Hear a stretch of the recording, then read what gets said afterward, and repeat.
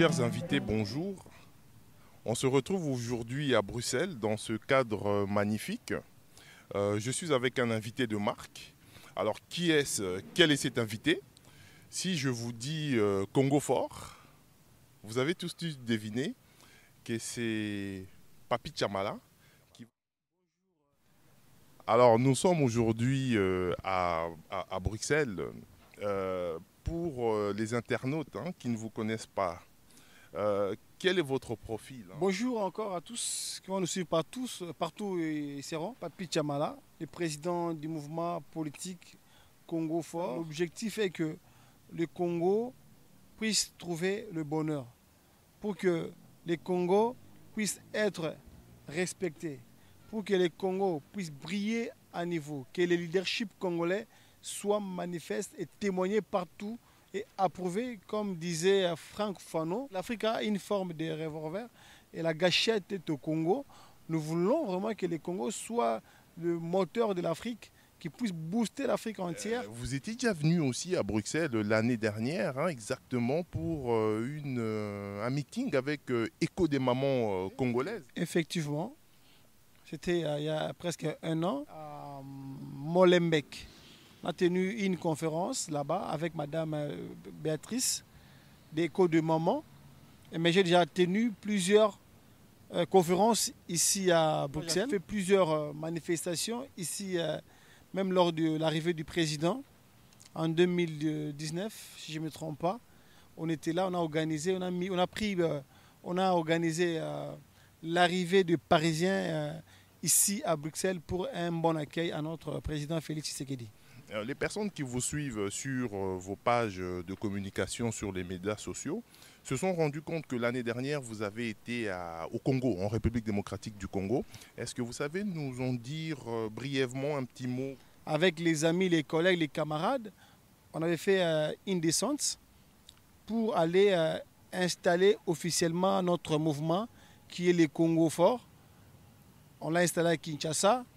Vu qu'il y avait beaucoup de demandes pour que je puisse aller dans les provinces, la seule province qui était disponible à ce temps-là avec le temps que j'avais au Congo, c'était les Hauts-Katanga, précisément à Lubumbashi, où on a fait encore une très grande manifestation à la mairie de Lubumbashi.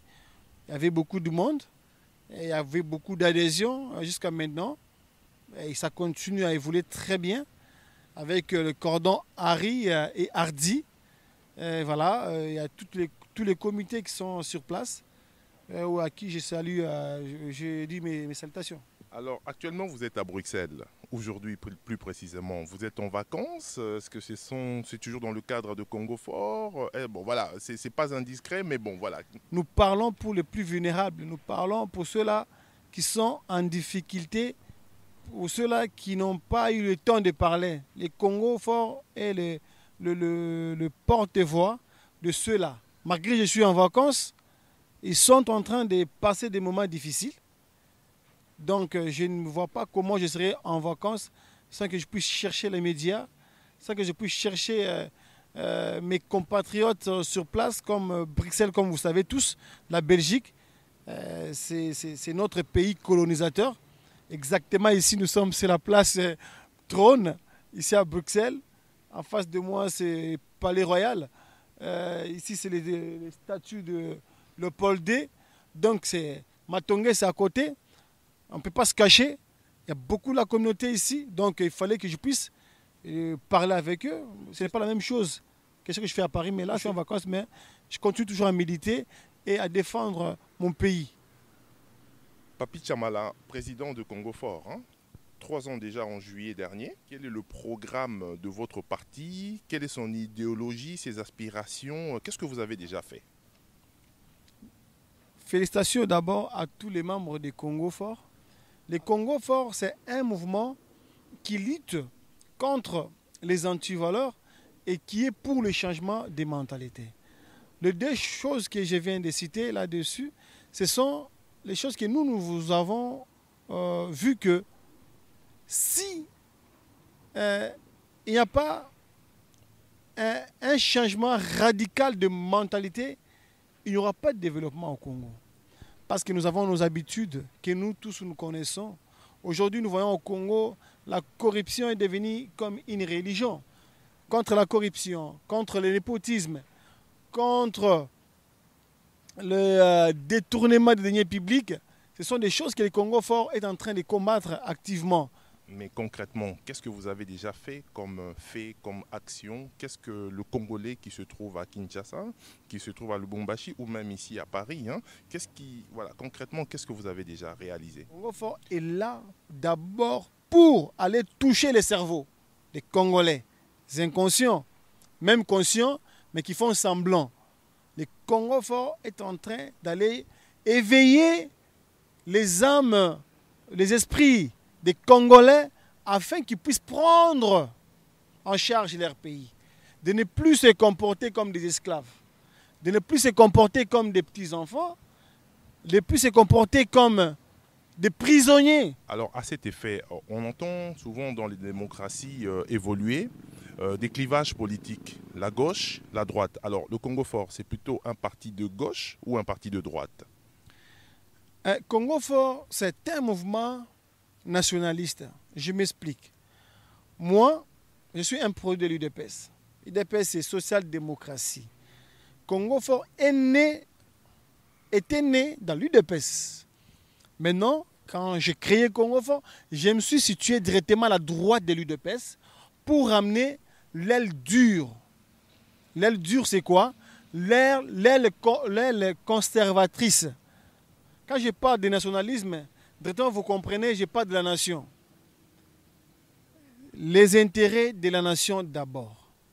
Nos frontières d'abord. Notre identité d'abord. Le peuple d'abord.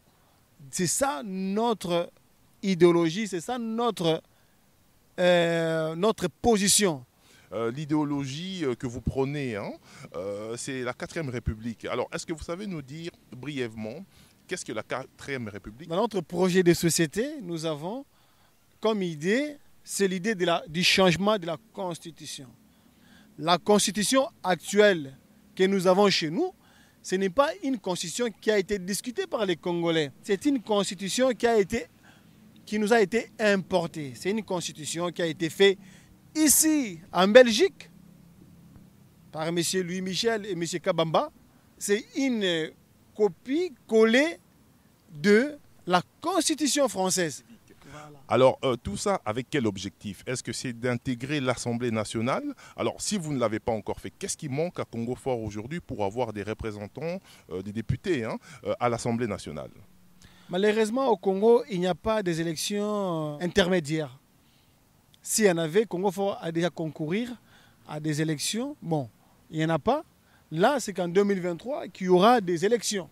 Comme tout autre mouvement, le Congo fort est un parti politique, concourt aussi pour avoir le pouvoir. En 2023, nous avons un candidat qui est là, le président de la République. Mais entre-temps, Congo fort fera aussi de tout son mieux pour qu'il puisse rentrer à l'Assemblée nationale. Alors, cher président, on va changer de sujet, si vous le permettez. Ici, on va parler de la République démocratique du Congo, qui est notre cher pays. Alors, à l'est du Congo, nos FARDC sont-ils malmenés? Qu'est-ce qui se passe à l'est de la République démocratique du Congo? D'emblée de jeu, je vais dire, je réaffirme encore ici le soutien de notre mouvement politique Congo fort en FARDC. Récemment, on a organisé plusieurs manifestations de soutien en FARDC depuis le déclenchement de l'état de siège par le président de la République. Nous avons découvert beaucoup de choses que nous ne connaissions pas. Sans oublier qu'officiellement aujourd'hui, la République démocratique du Congo reconnaît que nous sommes agressés par les Rwandais. Les Rwandais et Kagame, c'est un pays commissionnaire des impérialistes. C'est la voie officielle des impérialistes pour qu'ils puissent nous attaquer et nous assiéger pour nos minéraux. Alors aujourd'hui, que dire de la position de la MONUSCO sur le territoire congolais? Qu'est-ce qui leur est reproché? La MONUSCO a échoué de de sa mission en République démocratique du Congo, sa mission était de rétablir la paix. Durant 23 ans dans notre pays, la MONUSCO n'a jamais arrivé à mettre fin à la guerre à l'est de la République démocratique du Congo. Pourquoi? Les morts ont continué, les massacres ont continué. Pire encore, la MONUSCO vient de déclarer qu'ils n'ont pas des armes capables de combattre les M23. Ça montre directement qu'ils sont incapables. Ils ont failli à leur mission. Parce que si vous venez avec une mission quelconque dans un endroit, vous n'arrivez pas à accomplir votre mission. Ce qui est judicieux, c'est de partir. 22 000 personnes pour un budget de 1 milliard. Voilà. Pour ne rien faire, non.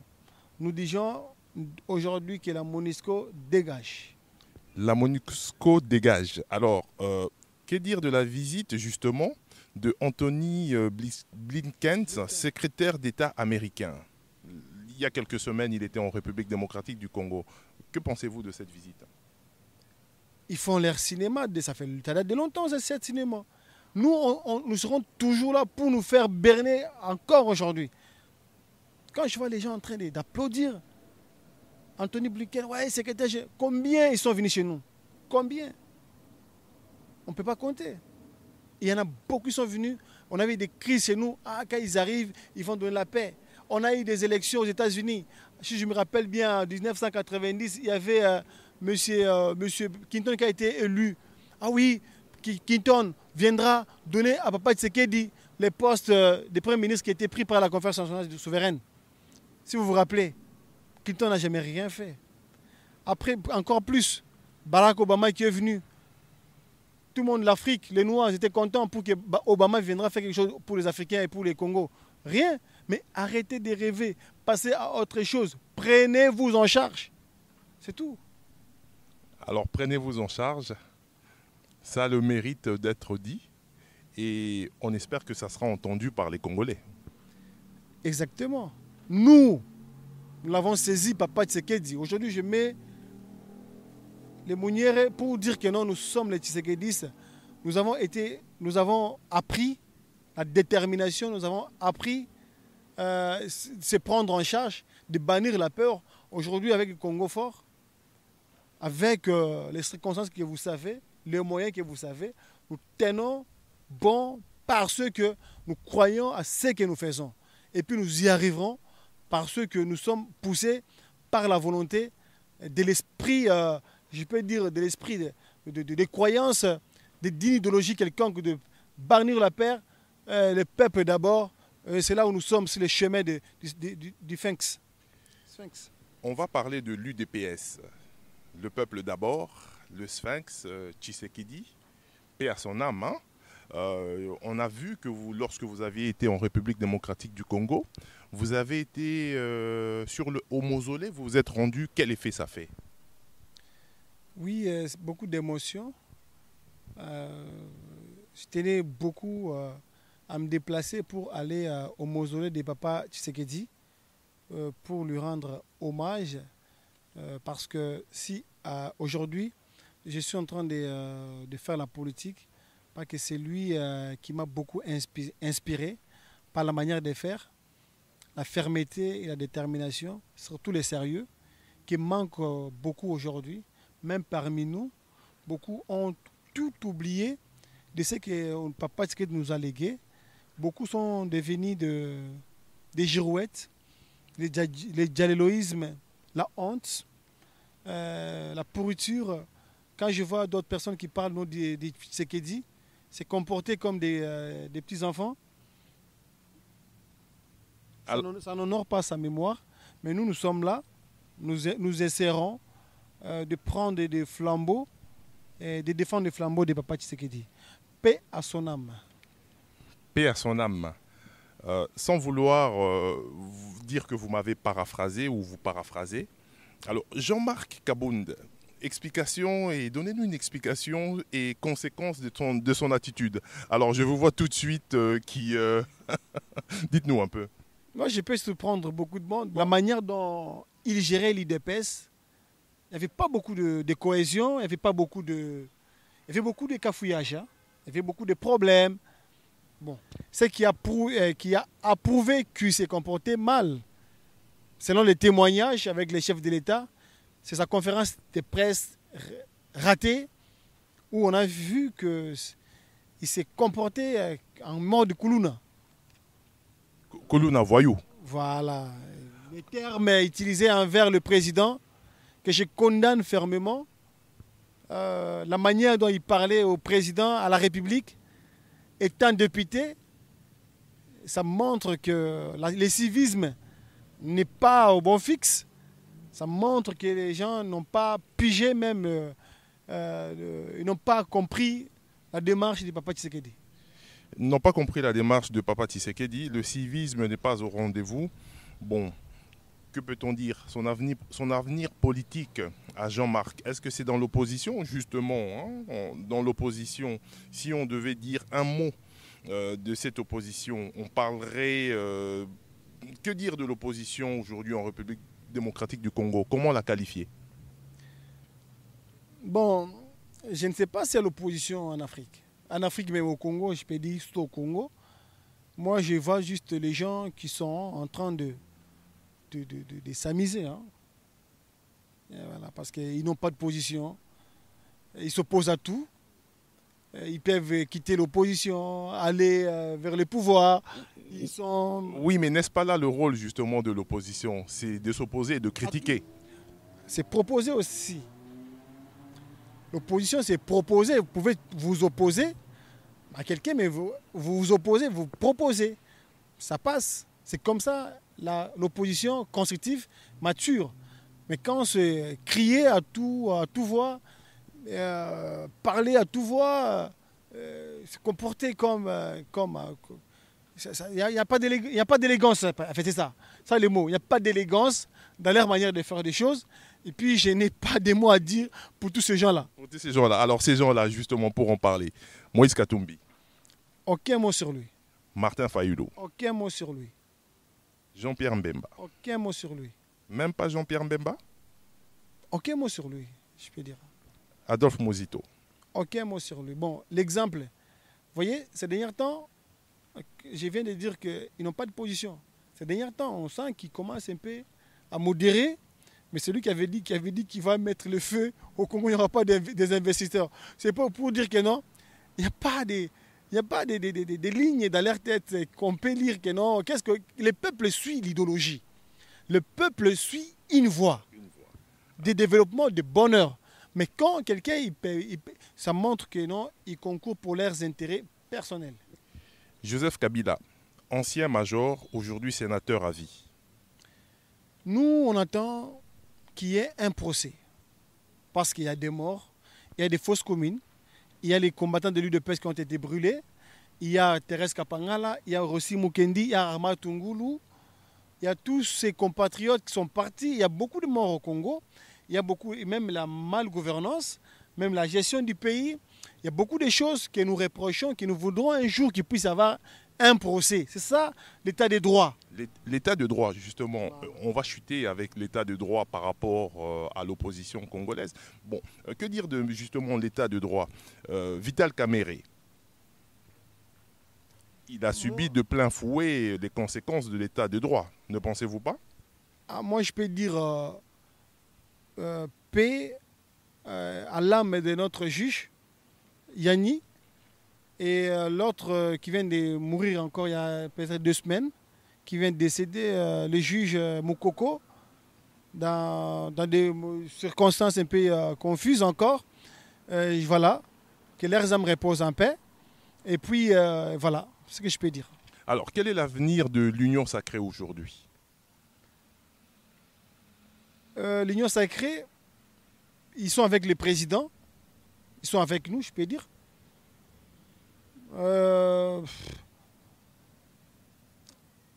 Je demande la cohésion de l'action de l'État, du président.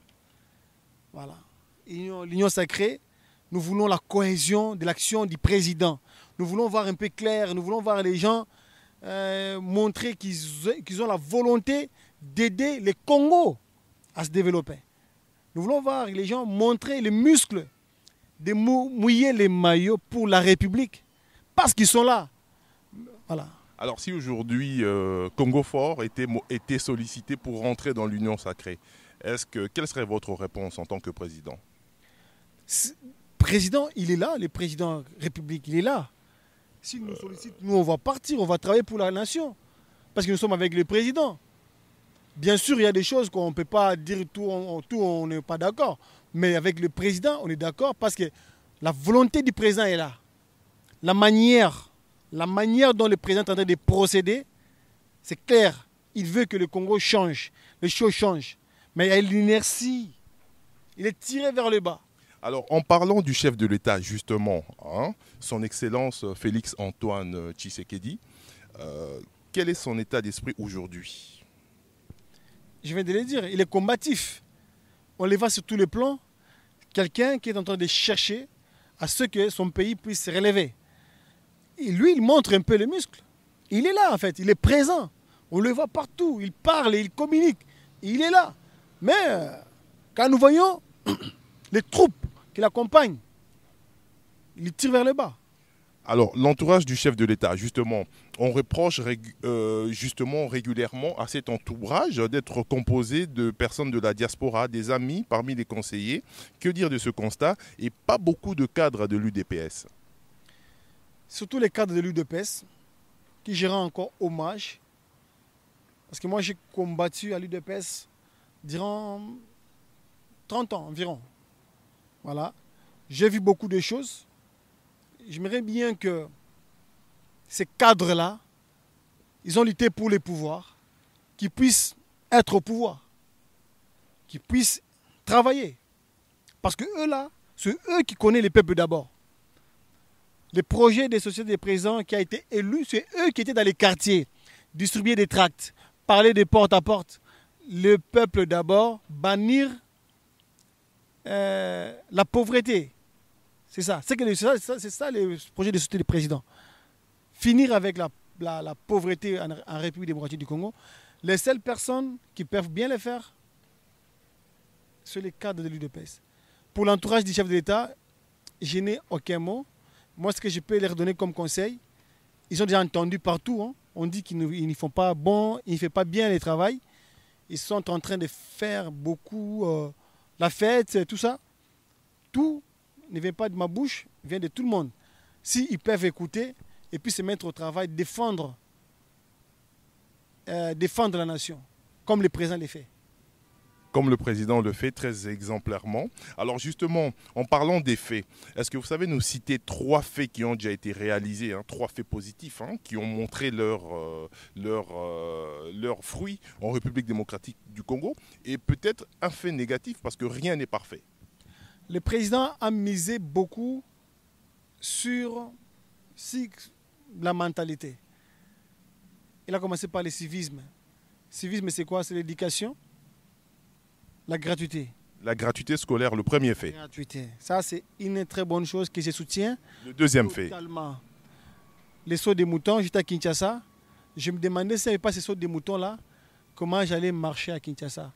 Parce qu'il y a une circulation dense à Kinshasa, une surpopulation à Kinshasa. Vous ne pouvez pas croire, mon frère. Donc, les sauts des moutons, c'est une très bonne chose. Un troisième fait. Troisième fait, la fierté du Congo dans le monde entier. La fierté est retrouvée. Il a fait beaucoup de choses. Il ne faut pas parler des bus, des transco. Il ne faut pas parler de tout ce qu'il est en train de faire à l'est de la République démocratique du Congo. Qu'est-ce qui reste à améliorer? C'est l'état des droits que nous tous, nous avons beaucoup voulu. Nous voyons aujourd'hui, malheureusement, tous les prisonniers qui ont été arrêtés, qui étaient symboles même de l'état des droits, sont libérés sans aucune explication valable. Voilà. Tout ça, ça nous gêne. Ça reste à améliorer. Ça reste à améliorer. Alors, Président, Monsieur Papi Tchamala, nous allons chuter. Alors, nous allons conclure avec un sujet qui se trouve à notre porte. On est à l'aube de 2023. Alors, comment sont censées se réaliser des élections en 2023? La CENI, M. Denis Kadima, seront-ils prêts pour organiser ces élections en 2023? Nous déjà, pour vous rappeler, nous ne sommes pas pour la CENI. Nous voulons que la CENI soit réintégrée dans le ministère de l'Intérieur qui soit organisé par l'État. Parce que cette CENI, depuis qu'elle a été créée, toutes les élections organisées ont été contestées. 2006, 2012, 2018. Donc ça montre que ça a échoué. Mais bon, aujourd'hui, on peut toujours faire confiance parce que nous sommes là. Alors sur quoi le peuple congolais va juger le chef de l'État? On juge toujours un président sur son bilan. Sur son bilan, c'est les peuples qui jugeront. Moi, je voterai le président actuel. Parce que je suis loyal, je défends ce qu'il fait aujourd'hui. Maintenant, c'est les peuples qui auront à défendre. Oui, mais sur quoi ce peuple va se baser? Ah, je ne sais pas. Je ne sais pas. Moi, ce que je demande au président, à l'Union sacrée aussi, tu vois, à l'Union sacrée, de faire tout pour que le peuple puisse se retrouver. Le peuple d'abord, la santé, les sociales, les routes, tout. Alors, je vais reposer ma question différemment. Alors, si jamais... On suppose qu'il y a une stratégie que vous pouvez conseiller aux personnes qui sont à la manette du pouvoir. Qu'est-ce que vous le conseillerez en tout cas? Qu'est-ce que vous pouvez leur conseiller? De faire tout pour que le peuple puisse d'abord manger. Les ventres affamés n'ont pas d'oreilles. Aujourd'hui, si vous voyez les gens en train de se révolter gauche à droite, parce que leur pouvoir d'achat fait que diminuer. Le but d'un gouvernement, c'est de donner au peuple la sécurité sociale, la sécurité dans tous les sens. Un mot de la fin, monsieur Papi Tchamala, pour les Congolais qui vous regardent et pour tous les sympathisants et les futurs sympathisants de Congo Fort. Merci déjà pour l'invitation. Merci à tous de nous avoir suivis. Qu'est-ce que je peux vous dire? De croire au Congo Fort, c'est un mouvement jeune.